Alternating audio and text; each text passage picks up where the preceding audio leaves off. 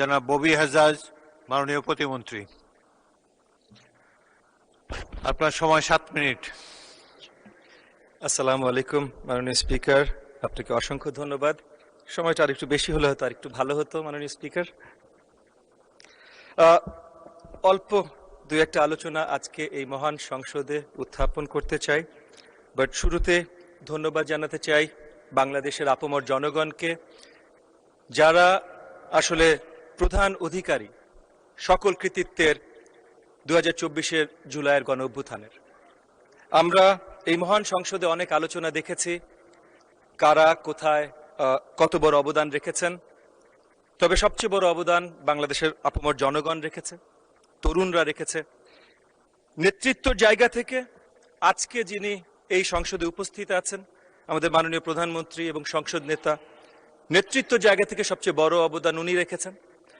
কিন্তু আজকে এই পার্লামেন্টে, এই মহান সংসদে যারা আছেন, আমার মনে এখানে এমন কেউ নেই যে বড়ভাবে এই কৃতিত্বের অধিকারী না।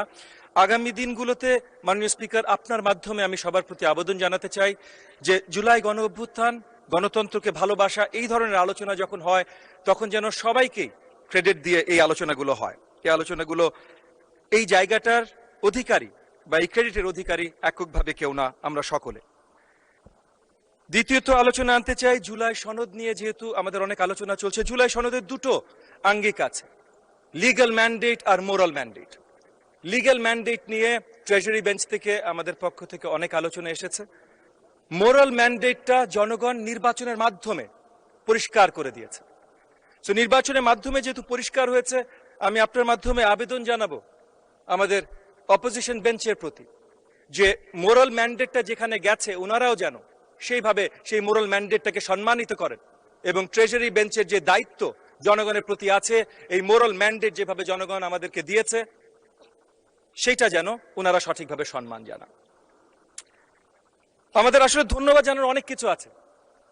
অলমোস্ট 1.5 দশক পর আমরা এমন একটা প্রাণবন্ত পার্লামেন্টে এসেছি যেখানে সেই রোমান সেনেটের মতো, চিসেরোর সেই রেটরিকের মতো আলোচনা হয়। তরুণ বিজ্ঞ সকল আলোচক এবং সকল জনপ্রতিনিধি বেঞ্চের ওই সাইডেও আছে, বেঞ্চের এই সাইডেও আছেন, সকলকে সাধুবাদ জানাই।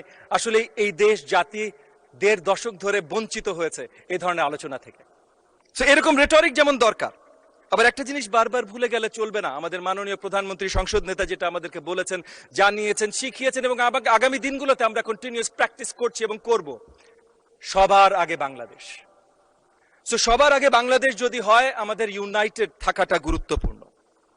চিচেরো যেমন ছিলেন বিশ্ববিখ্যাত 2000 বছর আগের হলেও সেনেটর, তেমন 200 বছর আগে রেডমন্ড বার্গ ছিলেন একজন অত্যন্ত পপুলার পার্লামেন্টেরিয়ান।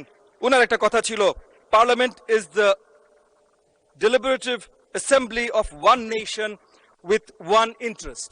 মানে আমরা সবাই একত্রিত, আমরা সবাই একে অপরের বিরোধী না, একে অপরের বিরোধী না।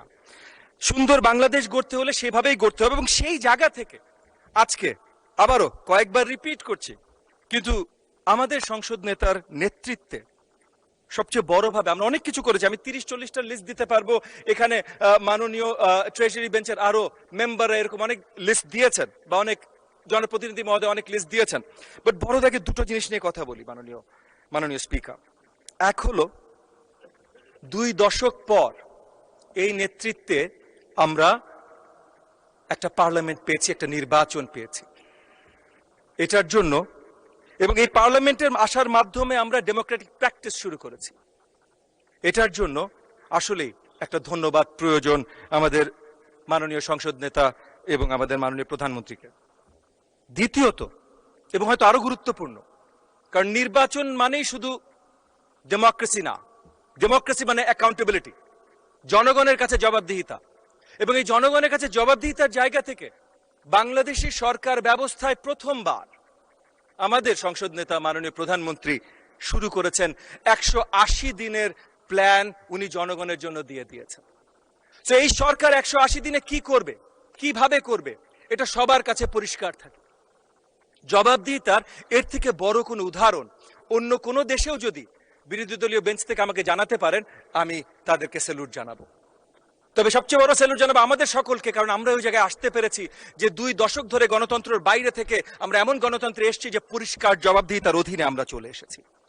প্রথম মুভটা যেটা আমাদের সংসদ নেতা মাননীয় প্রধানমন্ত্রী ওথ নেওয়ার পর করেছিলেন হলো ভিভিআইপি, মানে এই সংসদে যারা বসেন, ট্রেজারি বেঞ্চে যারা বসেন, তাদের অস্টেরিটি মেজার্স।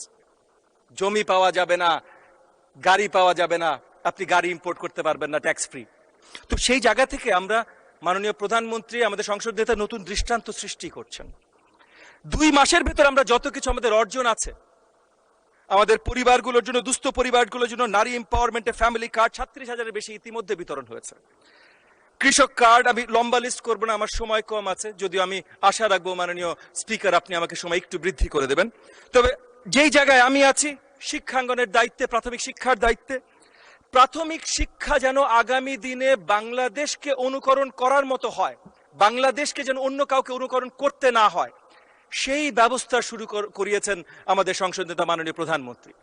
প্রথমত আমরা একটা ভিশনের মধ্যে এসেছি যে এডুকেশনের প্রত্যেকটা পর্যায়ে আমাদের career orientation and skill orientation থাকবে, যেন আগামী দিনগুলোতে আমাদের কোনো শিক্ষার্থী চাকরির জন্য এই দিক ওই দিকে, এই দরজা না ঘুরে, তাদের জন্য যেন চাকরি তৈরি থাকে, সেটা দেশে হোক আর দেশের বাইরে হোক। প্রাথমিক বিদ্যার জন্য লার্নিং উইথ প্লে, এটা বাস্তবায়ন করতে যাচ্ছি আমরা, যেন আমাদের বাচ্চারা, শিশুরা 4 to 10, 4 থেকে 10 বয়সী শিশুরা, তারা যেন খেলতে খেলতে, গল্প বলা, গল্প শোনার মাধ্যমে তারা শিক্ষা গ্রহণ করতে পারে, এবং তারা যেন ক্লাসরুমে আসে, এই আশাটা যেন আমরা নিশ্চিত করতে পারি এই 2 কোটি 4 to 10 শিক্ষার্থীদের। তার জন্য যত ধরনের ইনসেন্টিভাইজ করা যায়, টেক্সট বুক আমরা আগে থেকে দিচ্ছিলাম, কিন্তু এখন প্রত্যেকটা স্টুডেন্টকে, শিক্ষার্থীকে meal a day, mid day meal বলছি আমরা এটাকে, সুন্দর খাবার তাদেরকে পরিবেশন করা, তাদেরকে প্রত্যেকটা শিক্ষার্থীকে ফ্রি ইউনিফর্ম দেয়া বছরে একবার, জুতো দেয়া, ব্যাগ দেয়া, যা যা কিছু করা যেতে পারে উৎসাহিত করবার জন্য। মাননীয় প্রতিমন্ত্রী, আপনাকে আর 2 মিনিট দেওয়া হলো, 2 মিনিটে সাম আপ করুন। জি, অসংখ্য ধন্যবাদ মাননীয় স্পিকার। যা যা কিছু করা যেতে পারে পরিবারদেরকে, শিক্ষার্থীদেরকে উৎসাহিত করবার জন্য, তারা যেন স্কুলে আসে, সবকিছু এই সরকার ব্যবস্থা করার কাজ শুরু করেছে ইতিমধ্যে। একই সাথে আমাদের শিক্ষার্থীরা যেন ক্লাসরুমে থাকে, মানে ক্লাসরুম আওয়ার্সটা 900 ঘন্টা ক্লাসরুম আওয়ার্স বছরে দেবার কথা, সেটা যেইভাবে নিশ্চিত করা যেতে পারে শক্তভাবে সেগুলোর কাজ আমরা করছি। সো খেলার মাধ্যমে পড়াশোনা, কালচারাল অ্যাক্টিভিটিস যেন তাদের পড়াশোনার মাধ্যমে আসে।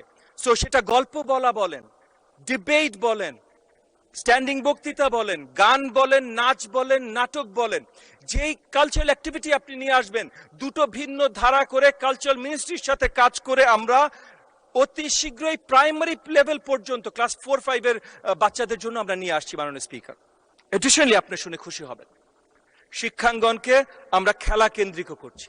Not just learning with play, not just শেখাটাই খেলার মাধ্যমে শিখবে, বাট অ্যাকচুয়াল ক্রীড়া যেন শিক্ষাঙ্গনে সঠিকভাবে পৌঁছে যায়।